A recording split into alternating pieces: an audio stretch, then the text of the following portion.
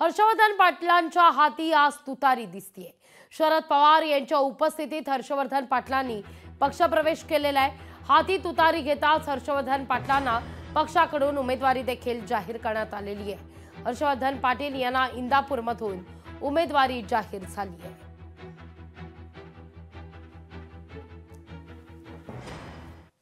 खासदार सुप्रियाताई ते आमच्या भगिनी आहेत आणि ताई आम्हाला अभिमान आहे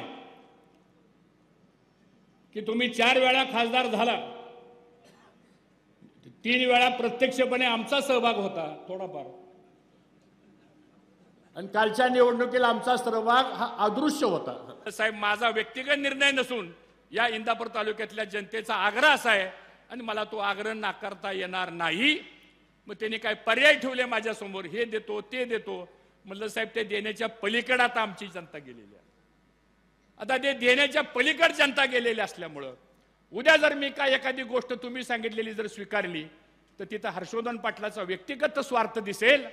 मी राजकारण समाजकारण व्यक्तिगत स्वार्थ कधी करत नाही, तर जनतेच्या स्वार्थाकरता राजकारण करतो। आणि म्हणून आपण राष्ट्रवादी काँग्रेस पक्ष पवार साहेबांच्या पक्षामध्ये आपण आज या ठिकाणी प्रवेश करण्याचा निर्णय घेतलेला आहे। काल आपण चॅनलवरती बघितलं असेल, बिग बॉसचा निर्णय लागला आणि बिग बॉसचा पहिला मानकरी ताई बारामतीचा झाला। त्यामुळे साहेब, आता आपण तर बिग बॉस आहातच,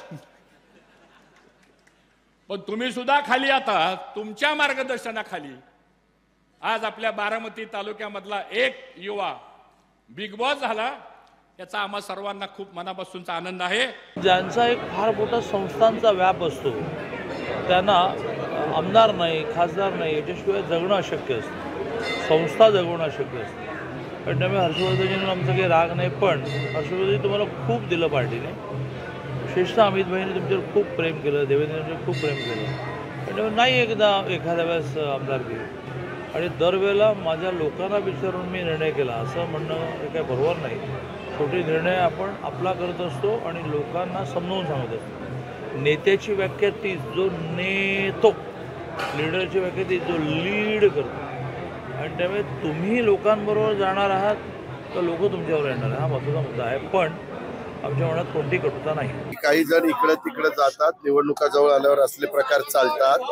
त्याच्या संदर्भामध्ये आमच्याकडे 40 आमदार असल्यामुळे आमच्यातले काही आमदार, मला नवीन जे आमदार घ्यायचे, नवीन म्हणजे त्या जागा माझ्याकडे त्या कमी आहेत, त्यांच्याकडे त्या जास्त आहेत, त्याच्यावर त्यांना घ्यायला मुभा आहे। हर्षवर्धन पाटलांना असं वाटलं असेल किंवा ती जागा सिटिंग आमदाराला जाईल, मग आपल्याला जागा मिळणार नाही, असं काहीतरी।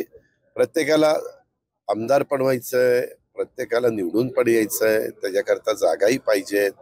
गेले 2 महिने झालं ह्या सगळ्या गोष्टीची एक उद्रेक होता लोकांमध्ये की भाऊंनी तुतारी हातात घेतली पाहिजे।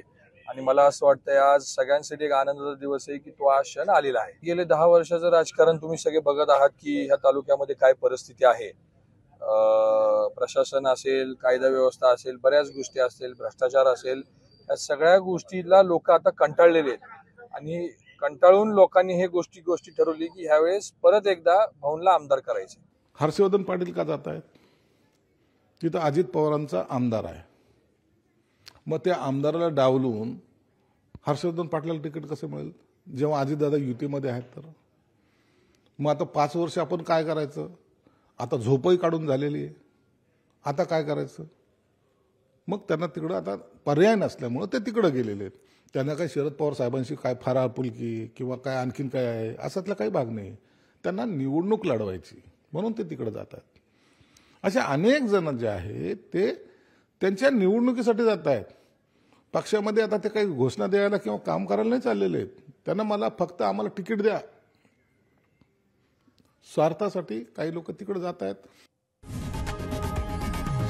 लोकशाही मराठी ऐका, पहा, जागरूक रहा।